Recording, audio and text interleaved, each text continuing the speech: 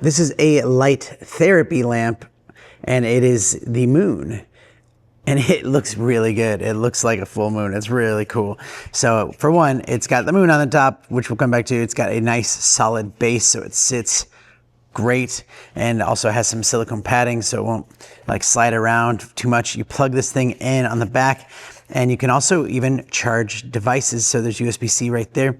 So you can plug that in and charge your phone if you need to. So if this is on your bedside table, you can just do that. It also comes with a remote control where you can change the color temperature of it, which is so good. Look at that. It's like the harvest moon.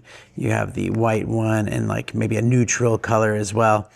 You can set a timer for 10 minutes, 30 minutes, 60 minutes, or 90 minutes. And you can also adjust the brightness of that moon as well.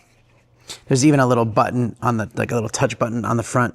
So you can turn that thing on and off and hold down to change the brightness, but just has a really cool look to it. I'm fascinated by the moon. So something like this just goes great in my room.